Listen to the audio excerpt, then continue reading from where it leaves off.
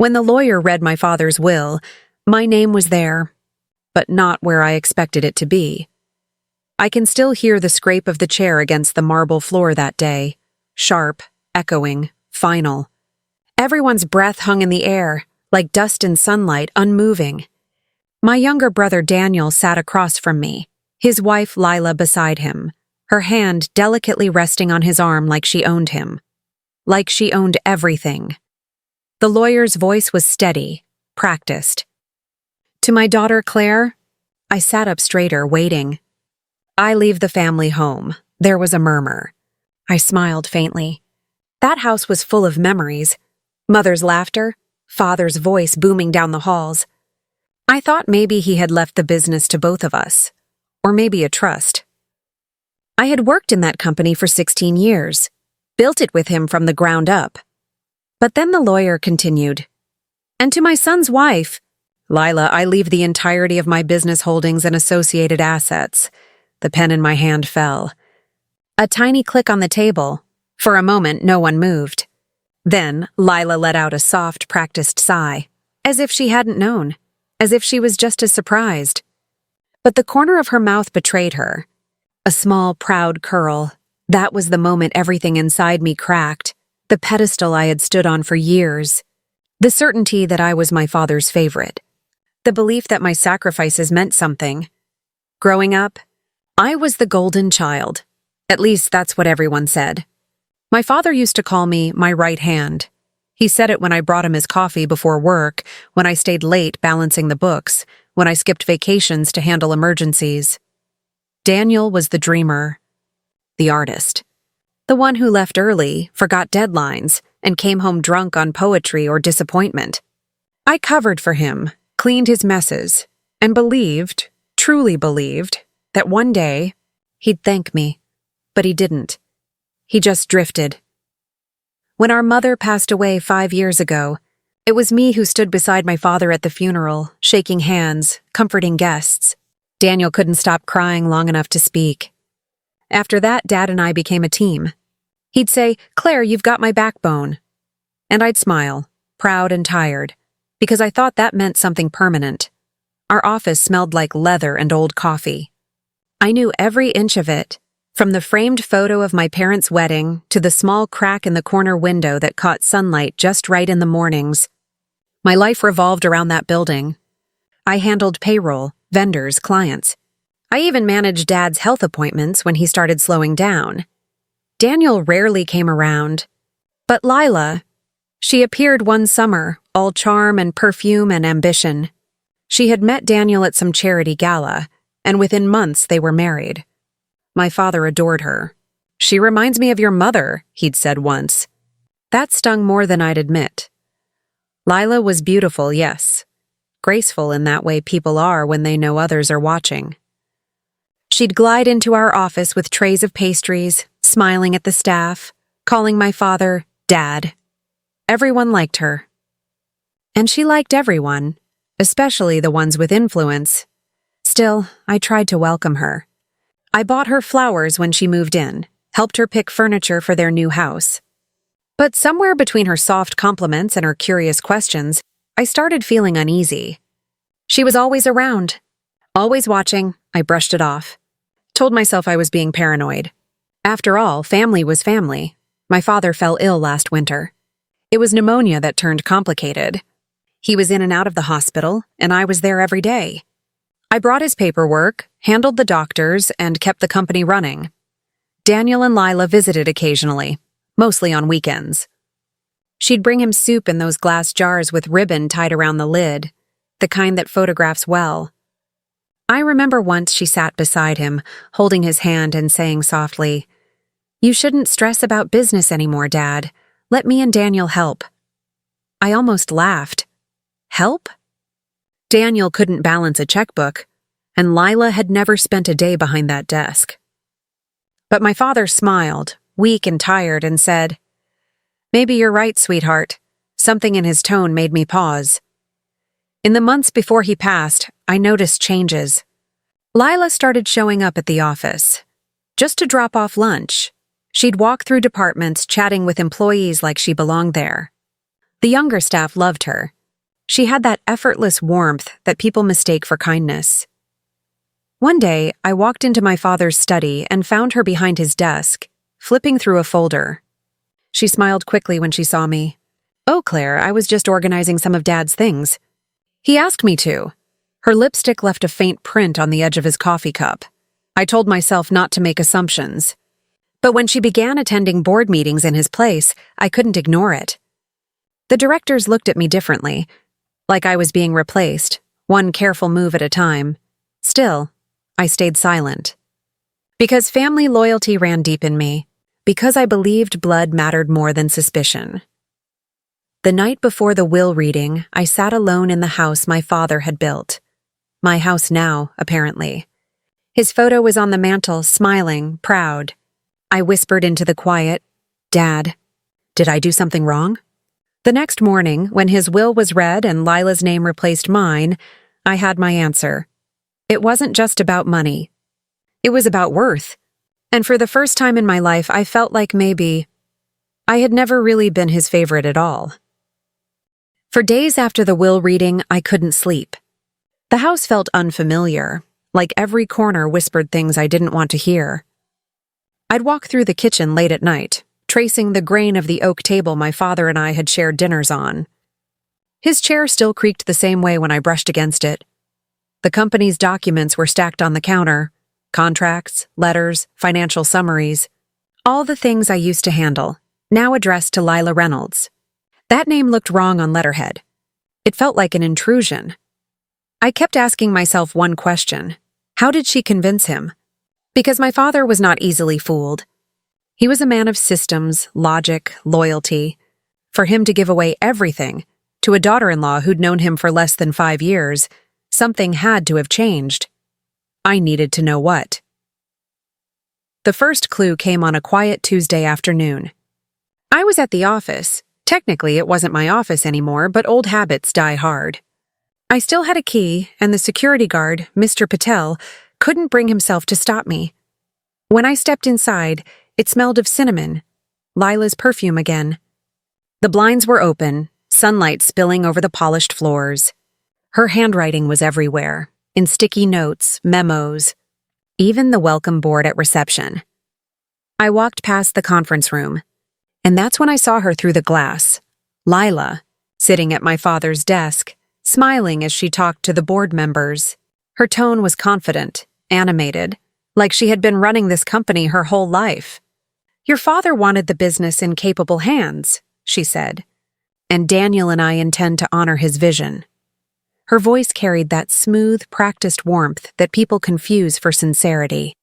I stayed out of sight, heart pounding. I shouldn't have been there, but something made me linger. After the meeting ended, I stepped inside quietly. The room smelled like her, soft, floral, expensive. She turned and smiled. "Claire!" What a surprise. I looked at her, forcing calm. "I just came to pick up a few of Dad's things." "Oh, of course. I meant to call you about that. We're cleaning out the archives this week. You might want to collect what's personal before it's—" She hesitated, pretending to search for the right word. "Reorganized. Reorganized." She said it like she was sweeping away history. I walked toward the bookshelf, pretending to browse. My fingers brushed over the spines of the old ledgers. That's when I noticed something new. A thick, leather-bound folder labeled Estate Planning, 2023. My father had fallen ill in February that year. The timing hit me like cold water. "Did you help him with these?" I asked, tapping the folder. She smiled, too easily. "Oh, a little. Just organizing. You know how forgetful he was toward the end." Forgetful. The word echoed in my chest like a warning bell. My father had been many things: stubborn, strict, controlling, but never forgetful. His mind had been sharp until the day he died. I nodded slowly, pretending to accept it. But that night, I went home and opened my laptop. I started digging through old company emails. My father wasn't tech-savvy, but he'd trusted me with all his accounts. I still remembered his passwords, his initials, my mother's birthday. At first, it was routine correspondence: vendors, clients, board updates. But then I found a thread between him and an attorney, dated just 2 months before he passed. The subject line read, "Updated beneficiary structure." My chest tightened. I opened the email. "As per your instructions, we will proceed to remove Ms. Claire Reynolds from the directorship and transfer shares to Mrs. Lila Reynolds." There it was, black and white betrayal. And it wasn't even hidden. Attached was a scanned document with my father's signature. But the handwriting looked off. The loops of the letters were shakier than usual, almost like someone had guided his hand. I zoomed in, studying every detail. My throat felt dry, my pulse heavy. That's when I noticed something else. A note at the bottom of the email, signed, "Prepared and witnessed by L. Reynolds." My heart stopped. Lila had witnessed the signature. The next day, I visited our family lawyer, the same one who had read the will. His name was Mr. Clark, a man in his 60s with round glasses and a voice that carried authority. When I arrived, he looked surprised. "Claire, I didn't expect to see you so soon. I just have a few questions," I said, trying to sound casual. "About the will," he gestured for me to sit. "Of course. Though I'm afraid the contents are final." "I understand that," I said. "I just wanted to know, when did my father sign it? And who was present?" He hesitated, adjusting his glasses. "He signed about 3 weeks before his passing. Lila and Daniel were present. Your father seemed lucid, though tired. And me?" I asked quietly. "Why wasn't I told?" Mr. Clark's expression softened. "He asked that it remain private. He said he didn't want to burden me." That sounded like Lila's phrasing, not his. "Mr. Clark," I said carefully, "did you notice anything strange about his behavior? Anything at all?" He sighed, avoiding my eyes. "He was different, Claire. More trusting. He kept saying Lila had helped him see things clearly. See things clearly. The words sank into me like stones. I left his office feeling cold. The air outside smelled of rain, sharp, metallic, cleansing. I stood there on the sidewalk for a long time, watching cars pass. Everything I'd believed about my father, our bond, our trust. It all started to unravel. That night, I went through his old journals. He'd kept them for decades. Notes on meetings, thoughts, plans. I found one from the last year of his life, the pages worn and smudged. Most entries were short, fragments of thoughts, half sentences. But near the end, one caught my attention. "Lila says Claire is tired. Maybe I should let her rest. Lila has good instincts. She understands me. Claire doesn't listen like she used to." I read those lines over and over until they blurred. Lila hadn't just charmed him. She had rewritten me in his eyes. Slowly, gently, completely. By the time I realized it, the damage was irreversible. Still, I knew one thing with certainty. If she had manipulated him, I would find proof, because the man who raised me to fight for truth deserved nothing less than that. It started with a photograph. I found it while going through my father's desk drawers. Not the obvious ones, but the hidden compartment underneath. He had shown it to me once years ago. It was a narrow slot lined with velvet, where he kept private papers, insurance forms, letters, a small black notebook. The photo was tucked between 2 old envelopes. It showed my father sitting in his study, looking frail but smiling. Behind him stood Lila, her hand resting lightly on his shoulder, her eyes locked on the camera. There was a date printed on the bottom corner, March 14th. He had died on March 28th. That wouldn't have meant much, except that I remembered that day. I'd been out of town for a supplier meeting, one he'd insisted I handle personally. When I came back, he'd seemed distant, distracted, and now I realized why. The notebook beside the photo was the same one he used to write reminders in. His handwriting was uneven, thin, shaky, unlike his usual bold script. I flipped through the last few pages, my heart pounding. "Meeting with Mr. Clark tomorrow. Lila to help. Discuss new structure. Claire will understand someday. Lila says family harmony depends on her leadership." That line made my hands tremble. Her leadership. Not Daniel's, not mine, hers. I felt something rise in me, not just anger, but betrayal that tasted metallic in my mouth. My father, the man who had always told me that family loyalty was earned through hard work, had handed everything I built to a woman who'd married into it, and I was supposed to understand someday. That night, I couldn't stay in that house. Every photo on the wall, every memory, felt like a lie. So I drove. No destination, no plan. Just headlights slicing through darkness and the steady rhythm of rain on the windshield. By midnight, I found myself parked in front of Daniel's house. Lights were still on inside. I saw silhouettes moving, laughter, shadows on curtains. My chest tightened. I should have turned around. But I didn't. I rang the doorbell. Lila opened the door wearing a silk robe, her hair wrapped in a towel. She looked surprised but not alarmed. "Claire, it's late. I need to talk to Daniel," I said. My voice came out steadier than I felt. She hesitated, then stepped aside. "Of course. He's in the den." Daniel was half asleep on the couch, TV flickering. When he saw me, he sat up, rubbing his eyes. "Claire, what's going on?" I closed the door behind me. The silence that followed was thick.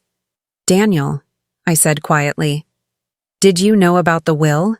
His expression changed, a flicker of guilt, then defensiveness. Lila told me about it near the end. Dad said it was what he wanted." "What he wanted?" I repeated. "Or what she wanted." Lila folded her arms, leaning against the doorway. "Claire, that's unfair. Your father trusted me. I helped him through everything when you were too busy." "Busy?" I stepped closer. I was running his company, paying his bills, managing his care, while you were playing nurse and whispering in his ear. Daniel stood, voice rising. "Stop it! This isn't helping anyone." Dad made his choice. Let him rest. "Did he make it, Daniel?" I asked softly. Did he even know what he was signing? The question hung in the air like smoke. Lila's face hardened. "Careful what you're implying." "I'm not implying," I said. "I'm saying it outright." "You manipulated him. You changed his will. You made him believe I'd turned against him." For a moment, no one spoke. Then Lila smiled, slow, deliberate. "You think you were the only one who loved him?" "He told me things, Claire. Things you wouldn't want to hear." "What things?" I asked, my voice trembling. "That you made him feel small," she said. "That you treated him like a project, not a father. That every decision you made was about control." Her words sliced through me, sharper than I expected. "Liar," I whispered, but a small, cruel part of me wondered if some of it was true. I had been controlling, but only because I was afraid of losing him. Still, the way she said it, rehearsed, cold. I knew she'd twisted those truths to her advantage. Daniel turned away, silent. "You really think he didn't notice?" she continued. "You built walls around him and I gave him peace. That's why he chose me." I stared at her, realizing something terrifying. She actually believed it. "You gave him peace," I said slowly, "by isolating him from his own daughter." Her expression didn't change. "He wasn't your father's property, Claire. He had the right to change his mind. I stepped forward until we were face to face. And you had the right to keep your hands off what wasn't yours." Daniel finally spoke, his voice low. "Claire, please, let it go." I turned to him, feeling something inside me break. "You're my brother. You should have stood up for me." He looked down. I didn't want to lose her. And there it was, the quiet confession that confirmed everything. I left without another word. Outside, the rain had stopped, but the air still smelled of it, damp, heavy. My reflection in the car window looked like someone else, older, colder. The next morning, I received an email from the company's HR department.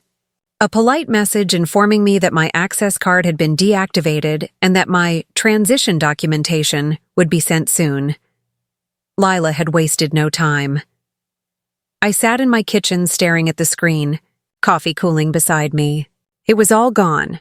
The business, the legacy, the years of sacrifice. But beneath the grief, something else stirred. A calm, hard determination. Because if there was one thing my father had truly taught me, it was this: the truth always comes out, and I wasn't done yet. The next few days, I started gathering what little I still had: copies of old contracts, board minutes, email archives. If there was fraud, I would find it. Then, on the 5th night, I received a call from one of the senior accountants. Mr. Kahn. He had worked with my father for 20 years. Miss Claire, he said hesitantly, I don't know if I should be saying this, but there are documents missing from last quarter's audit. What kind of documents? I asked, sitting upright. Transfer authorizations, he said. Signatures that don't match your father's usual style. I noticed it months ago, but Mrs. Reynolds told me it was part of a private restructuring. A chill ran through me. Can you send me copies? I can try, he said. But please be careful. She's been reviewing everyone's communications. After we hung up, I sat there in the dark, staring at the wall. My hands were shaking, not from fear, but from certainty. This wasn't just manipulation. It was forgery, and Lila had buried it under my father's illness, his trust, and my silence. That night, for the first time, I said it out loud, to the empty house, to the shadows, to my father's framed photograph on the wall. I will uncover everything. For you, for me, for the truth. And I meant it, because what she took wasn't just money or legacy. It was my father's voice. And I was going to make sure the world heard it again. When I finally decided to act, it wasn't out of rage anymore. It was out of clarity. There's a certain calm that comes after heartbreak, when you've already lost everything, and fear no longer has a place to live. For weeks, I'd been collecting small pieces, email printouts, financial statements, fragments of conversations. Alone, they meant little. Together, they painted a picture too deliberate to be coincidence. Lila hadn't just manipulated my father. She'd orchestrated a slow transfer of power while he was too weak to notice. She'd convinced him I was overworked, distant, unfit to lead, and she'd made sure the board saw her as the caring daughter-in-law who saved him from stress. She'd built her empire on a performance, but I was done being her audience. The first step was to find proof. Real proof. Not emotion, not suspicion. Something concrete that could stand up in court, or at least in front of the board. I reached out to Mr. Kahn again, this time in person. We met at a quiet cafe on the edge of town, the kind of place where no one asks questions. He looked nervous, glancing around as if afraid she might appear out of thin air. Thank you for meeting me, I said softly. He nodded, sliding a small envelope across the table. I shouldn't have these, but I couldn't ignore what I saw. Inside were 2 sets of signatures. One from an old contract my father had signed 2 years ago, the other from the transfer papers Lila had submitted 3 months before his death. Even to the naked eye, the difference was clear. The strokes in the later one were uneven, broken, almost trembling. The way the R curved was wrong. Too wide, too careful. Did she have access to his personal files? I asked. Mr. Kahn hesitated. Yes. After he fell ill, she asked the secretary for the master keys. Said your father wanted her to handle everything. I nodded slowly, the ache in my chest deepening. You've done the right thing, Mr. Kahn. I'll take it from here. He looked relieved and a little afraid. Just be careful, Miss Claire. People like her, they don't lose gracefully. I spent that night scanning every document, organizing them chronologically. I printed side-by-side comparisons of the signatures and made notes about inconsistencies. My dining table looked like a war room. Papers spread like battle maps. My father's memory caught between red-marked arrows and highlighted lines. Then I drafted an email to the board. Calm, professional. Laced with just enough detail to make them curious, but not enough to warn Lila. Subject: irregularities in signature authorization. Urgent review required. Dear board members, following a recent audit of archived contracts, I've discovered discrepancies in several key documents signed in the final months of my father's tenure.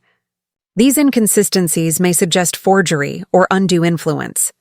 I request an internal review before the upcoming quarterly meeting.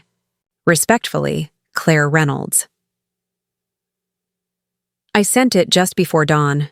Then I sat back, listening to the faint hum of the refrigerator, the slow brightening of morning light against the window pane. I felt like I'd finally exhaled after months of holding my breath. By noon, I received the first response, cautious but supportive. Then another, and another. But by evening, the tone shifted.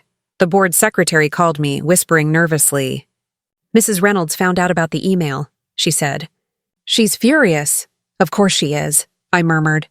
"What did she say?" "She's calling an emergency meeting tomorrow. Says you're trying to defame the company." I thanked her, hung up, and sat in silence for a long moment. It was exactly what I wanted.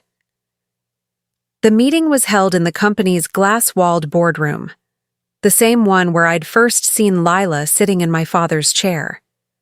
This time I arrived early. I wore black, minimal makeup, hair tied neatly. Not a mourning daughter, a professional woman reclaiming her space. When Lila entered, she looked composed, almost regal. Her smile was sharp. "Claire," she said smoothly, "I see you've been busy." I met her eyes. "Just organizing some loose ends," the board members filed in, murmuring quietly. The air was heavy, electric. Lila began, "Ladies and gentlemen, before we proceed, I want to address certain allegations made by Claire Reynolds regarding my late father-in-law's estate and corporate documents. These claims are baseless and deeply hurtful."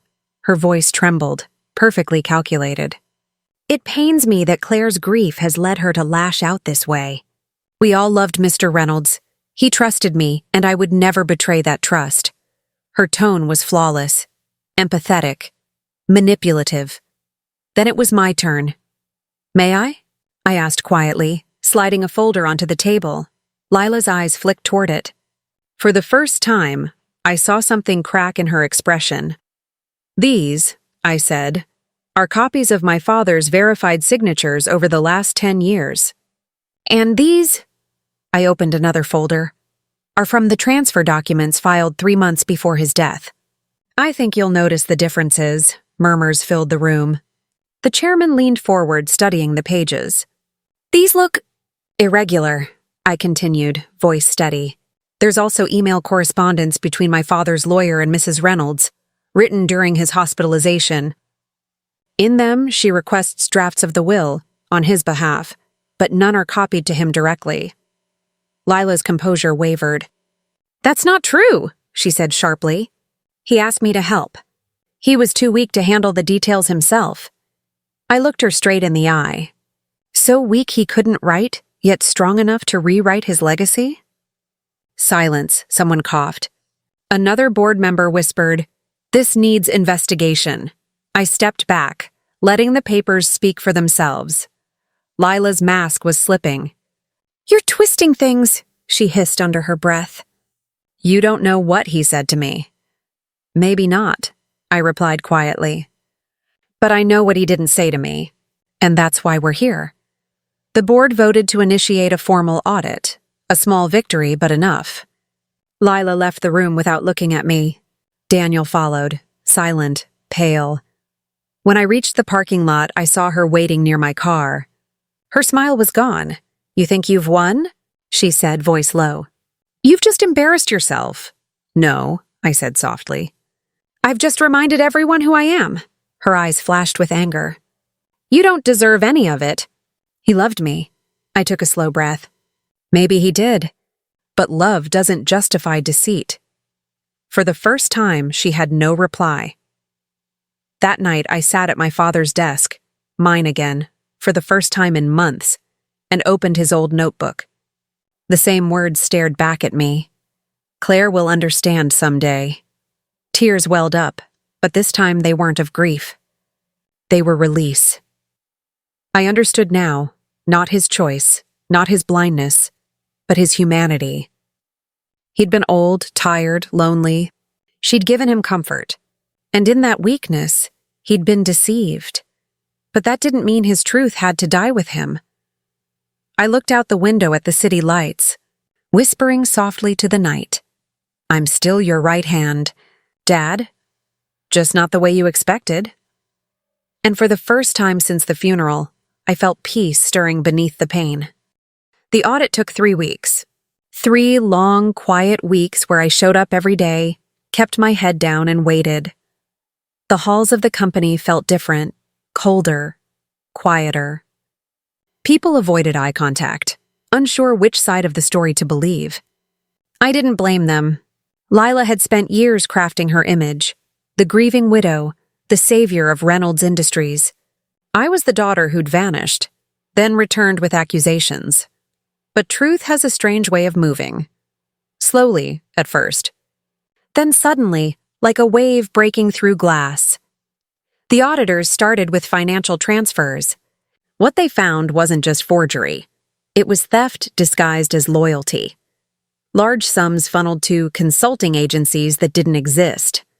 Offshore accounts linked to a holding company under her maiden name.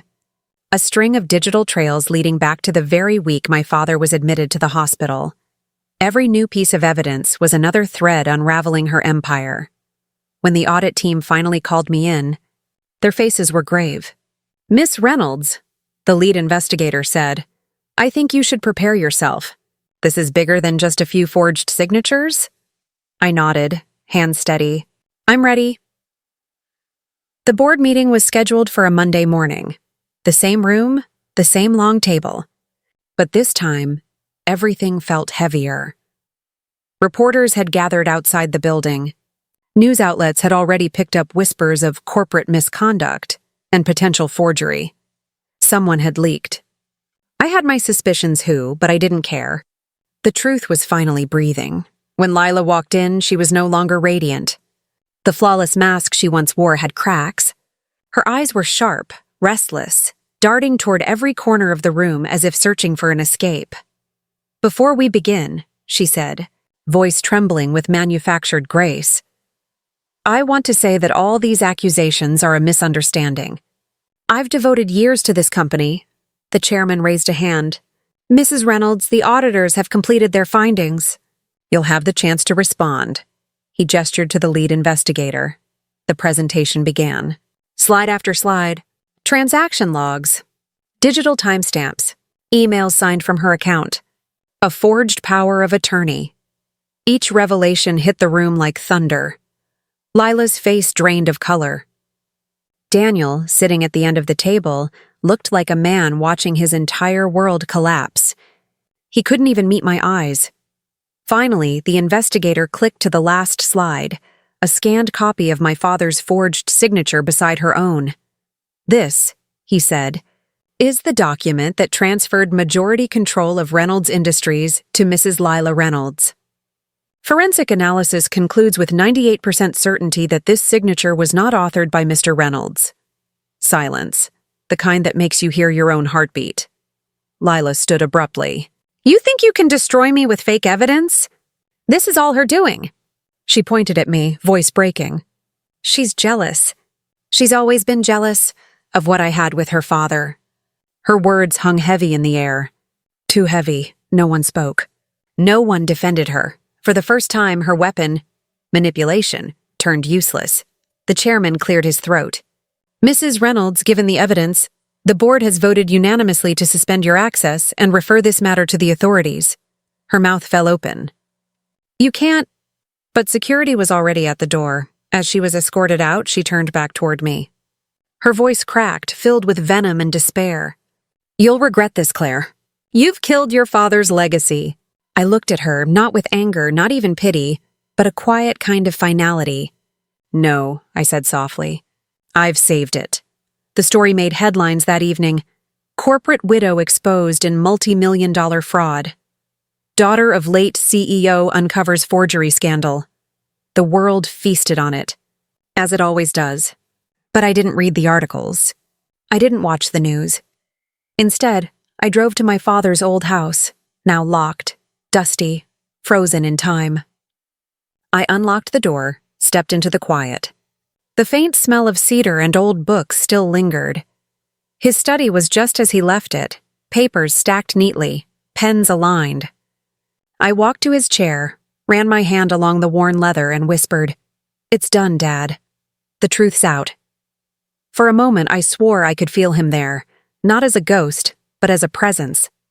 The warmth of memory, the echo of his laughter, the shadow of his belief in me.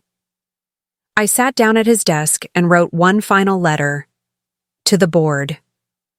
To the Reynolds board, as the audit concludes, I will step down temporarily to allow new leadership to rebuild trust with our employees and partners.